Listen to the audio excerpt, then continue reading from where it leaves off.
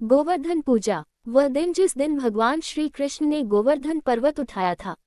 दीपावली के अगले दिन गोवर्धन पूजा की जाती है। लोग इसे अन्नकूट के नाम से भी जानते हैं। इस त्योहार का भारतीय लोकजीवन में बहुत महत्व है। इस पर्व में प्रकृति के साथ मानव का सीधा संबंध दिखाई देता है। इस पर्व की अपनी मान्यता और लोककथा है। गोवर्धन पूजा में गोधन अर्थात गायों की पूजा की जाती है। शास्त्रों में बताया गया है कि गाय उसी प्रकार पवित्र होती है जैसे नदियों में गंगा। गाय को देवी लक्ष्मी का स्वरूप भी कहा गया है। देवी लक्ष्मी जिस प्रकार सुख समृद्धि प्रदान करती है, उसी प्रकार गौ माता भी अपने दूध से स्वास्थ्य रूपी धन प्रदान करती है। इनका बछड़ा खेतों में अनाज उगाता है। ऐसी गौ संपूर्ण मानव जाति के लिए पूजनीय और आदरणीय है।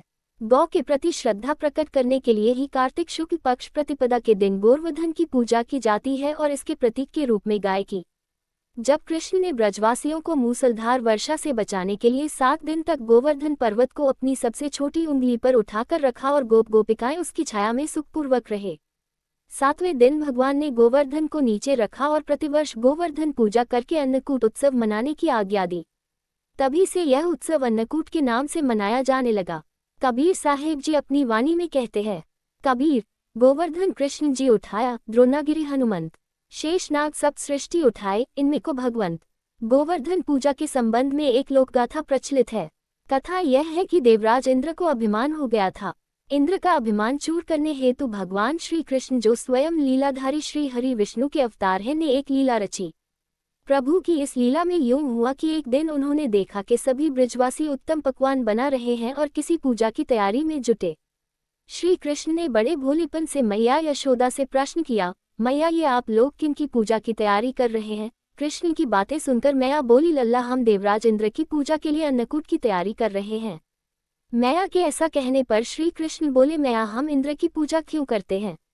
मैया ने कहा, वह वर्षा करते हैं जिससे अन्न की उपज होती है, उनसे हमारी गायों को चारा मिलता है। भगवान श्री कृष्ण बोले, हमें तो गोवर्धन पर्वत की पूजा करनी चाहिए क्योंकि हमारी गाय वही चरती है। इस दृष्टि से गोवर्धन पर्वत ही पूजनीय है और इंद्र तो कभी दर्शन भी नहीं देते, वह पूजा न करने पर क्रोधित भी होते हैं, अतः ऐसे अहंकारी की पूजा नहीं करनी चाहिए। लीलाधारी की लीला और माया से सभी ने इंद्र के स्थान पर गोवर्धन पर्वत की पूजा की। देवराज इंद्र ने इसे अपना अपमान समझा और मूसलाधार वर्षा आरंभ कर दी। प्रलय के समान वर्षा देखकर सभी ब्रजवासी भगवान कृष्ण को कोसने लगे कि सब इनका कहाँ मानने से हुआ है। तब मुरलीधर ने मुरली कमर में डाली और अपनी कनिष्ठा उंगली पर पूरा गोवर्धन पर्वत उठा लिया और सभी ब्रजवासियों को उसमें अपने गाय और बछड़े समेत शरण लेने के लिए बुलाया। इंद्र कृष्ण की यह लीला देखकर और क्रोधित हुए फलत वर्षा और तेज हो गई। इंद्र का मान मर्दन के लिए तब श्री कृष्ण ने सुदर्शन चक्र से कहा कि आप पर्वत के ऊपर रहकर वर्षा की गति को नियंत्रित करें और शेषनाग से कहा आप मेड़ बनाकर पानी को पर्वत की ओर आने से रोकें। इंद्र निरंतर 7 दिन तक मूसलाधार वर्षा करते रहे। तब उन्हें लगा कि उनका सामना करने वाला कोई आम मनुष्य नहीं हो सकता, अतः वे ब्रह्मा जी के पास पहुंचे और सब वृतांत कह सुनाया। ब्रह्मा जी ने इंद्र से कहा कि आप जिस कृष्ण की बात कर रहे हैं वह भगवान विष्णु के साक्षात अंश हैं और पूर्ण पुरुषोत्तम नारायण हैं। ब्रह्मा जी के मुख से ये सुनकर इंद्र अत्यंत लज्जित हुए और श्री कृष्ण से कहा कि प्रभु, मैं आपको पहचान न सका, इसलिए अहंकारवश भूल कर बैठा। आप दयालु हैं और कृपालु भी, इसलिए मेरी भूल क्षमा करें। इसके पश्चात देवराज इंद्र ने मुरलीधर की पूजा कर उन्हें भोग लगाया। इस पौराणिक घटना के बाद से ही गोवर्धन पूजा की जाने लगी। ब्रजवासी इस दिन गोवर्धन पर्वत की पूजा करते हैं। गाय बैल को इस दिन स्नान कराकर उन्हें रंग लगाया जाता है व उनके गले में नई रस्सी डाली जाती है। गाय और बैलों को गुड़ और चावल मिलाकर खिलाया जाता है। गोवर्धन पूजा की विधि, इस दिन प्रातःकाल शरीर पर तेल मलकर स्नान करने का प्राचीन परंपरा है। इस दिन आप सवेरे समय पर उठकर पूजन सामग्री के साथ में आप पूजा स्थल पर बैठ जाए और अपने कुलदेव का, कुलदेवी का ध्यान करिए। पूजा के लिए गाय के गोबर से गोवर्धन पर्वत पूरी श्रद्धा भाव से बनाएं। इसे लेटे हुए पुरुष की आकृति में बनाया जाता है। प्रतीक रूप से गोवर्धन रूप में आप बनाकर फूल, पत्ती, टहनियों एवं गाय की आकृतियों से सजाया जाता है।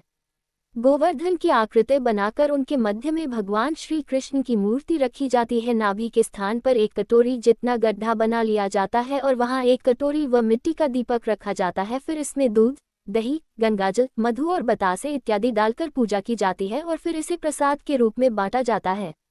गोवर्धन पूजा के दौरान एक मंत्र का जाप करना चाहिए। कुछ स्थानों पर गोवर्धन पूजा के साथ ही गायों को स्नान कराने की, उन्हें सिंदूर इत्यादि पुष्प मालाओं से सजाए जाने की परंपरा भी है। इस दिन गाय का पूजन भी किया जाता है, तो यदि आप गाय को स्नान कराकर उसे सजा सकते हैं या उसका श्रृंगार कर सकते हैं तो कोशिश करिए कि गाय का श्रृंगार करें और उसके सिंग पर घी लगाए गुड़ खिलाएं। गाय की पूजा के बाद में एक मंत्र का उच्चारण किया जाता है जिससे लक्ष्मी जी प्रसन्न होती हैं और आपके घर में कभी धन की कमी नहीं रहती है। फल, मिठाई इत्यादि आप पूजा के दौरान गोवर्धन में अर्पित करिए। गन्ना चढ़ाई है और एक कटोरी दही नाभि स्थान में डालकर झरनी में से छिड़कते हैं। गोवर्धन जो बनाया जाता है गोबर का, उसमें दही डालकर उसको झरनी से छानिए और फिर गोवर्धन के गीत गाते हुए गोवर्धन की 7 बार परिक्रमा की जाती है। परिक्रमा के समय एक व्यक्ति हाथ में जल का लोटा व दूसरा व्यक्ति अन्न यानी कि जौ लेकर चलते हैं और जल वाला व्यक्ति जल की धारा को धरती पर गिराते हुआ चलता है और दूसरा अन्न यानी कि जौ बोते हुए परिक्रमा पूरी करते हैं।